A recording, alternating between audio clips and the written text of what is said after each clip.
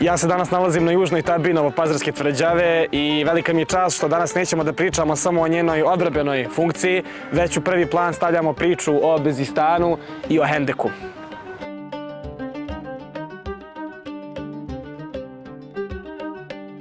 Danas nastavljamo priču predstavljanja bogatog istorijata našeg Novog Pazara.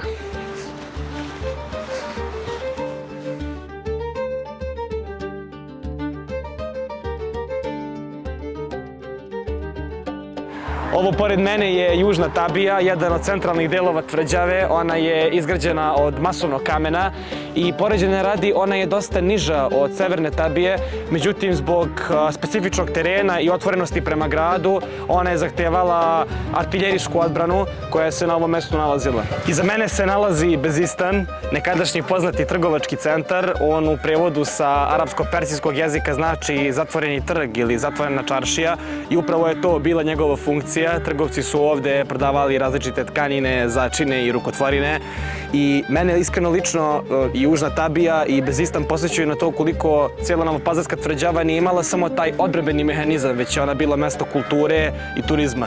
Prostor južne tabije i nekadašnjeg Bezistana uskoro bi mogli dobiti novi izgled i novi život. O svim planovima za rekonstrukciju i obnovu pričamo sa Jasminom, koji je poznat po proizvodnji mantija. Jasmine, hvala vam što ste danas naš sagovornik. Interesuje me kakva je bila vaša vizija i negdje ideja za zakup ovog prostora. Pa ja, nikad mi nije padalo na pamet na ovaj objekat ovdje, jer on je uvijek bio privatizovan. Sve je bio, osim kulture, tradicije, nije bio. Uvijek znate odlično da ne nabrajam šta je bio, od striptiz kluba, kafane, kriminala, svega.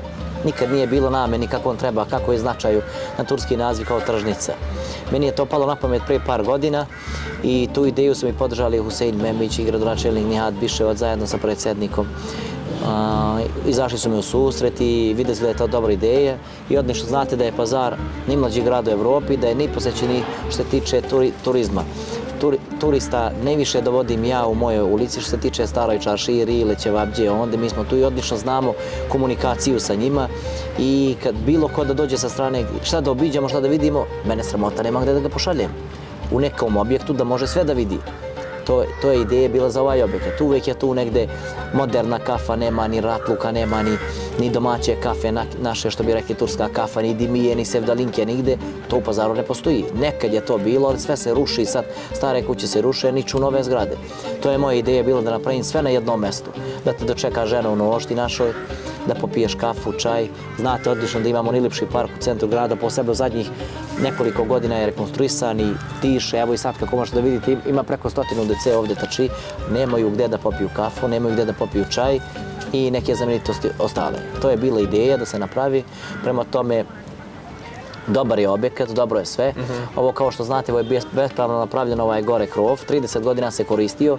Kako sam ja krenuo da ga uzmem, to je bila namjera da se sruši slobodno, nek se ruši, nek radi sve kako treba, kako je nekad bilo vrijeme za vrijeme Turaka, samo mi ostavite kostur kako treba da je i idemo dalje. Jer ja bih voleo da je originalno, autentično i samo da se spusti stoličica i da se sedne. Jer dakle, to je tradicija. Da ovaj ostane autentičan. Autentičan prostor. Jer sve što bi radili drugo, mislim da to nije dobro, pokvarit ćemo i sve ostalo.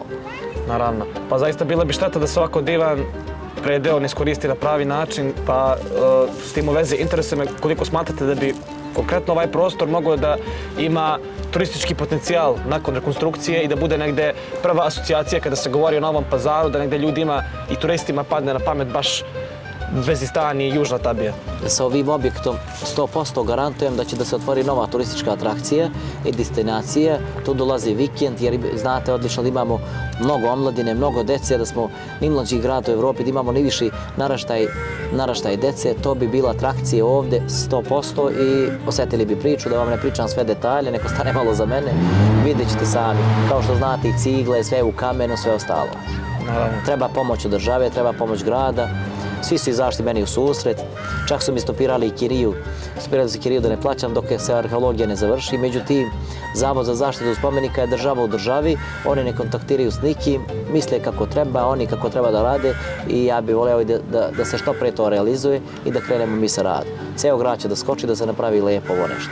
Odlično. Nije ovo moje, ovo je vlasništvo grada, opštine i svih nas. Naravno. I za kraj interesuje me koja je vaša poruka mladima o tome koliko trebaju da budu osvešćeni o kulturno-istorijskim spomenicima koji ih okružuju, jer mnogi mladi ljudi ne znaju uopšte za Bezistan i za Južnu Tabiju, ni koliko zapravo jedan takav predeo znači za njihov grad i duboku istoriju koju on predstavlja. Evo danas je subota, nekih 200 turista je sigurno došlo što je obišlo park i Kulu, Motrilju, ja sa njima prošetam i turistička naša organizacija grada radi, uvek ima po jedan turistički vodič, baš imaju posla s tim što bi se otvorilo i ovdje da se popije kafa, čaj, da se odmori uz našu tradicionalnu muziku, nema potreba za nekom muzikom, za ovim, samo klasična naša muzika tradicionalna i to je to. Naravno. Odmor za dušu i sve ostalo. I kada govorimo o Južnoj Tabiji, ne smemo a da ne pomenemo Hendek, nekadašnji odbrambeni rov koji se nalazio oko tvrđave i koji je bio dosta dubok i širok, a služio je za odbranu od neprijatelja. Sama reč Hendek potiče iz turskog jezika i u prevodu znači jarak ili rov i to jeste bila njegova funkcija. On se nalazio oko većih gradova ili u samim naseljima i imao je tu odbrambenu zaštitničku funkciju. U periodu Osmanskog carstva na ovom prostoru živeli su različiti trgovci, zanatlije i poznate novopazarske porodice. Tokom 19. i 20. vijeka Novi Pazar se razvijao, rov se izgubio, ali ceo ovaj kvart je i dalje ostao pod nazivom Hendek i mnogi meštani i dalje ponosno izgovaraju naziv Hendek, prisjećajući se njegove bogate istorije. Južna Tabija, Bezistan i Hendek nisu samo zidovi i rovovi. To su priče koje su godinama branile naš grad i činile ga živim. Ako volite istoriju, kulturu i priče koje imaju bogatu sadržinu, ovo je pravo mesto za vas i imate šta da vidite i posetite.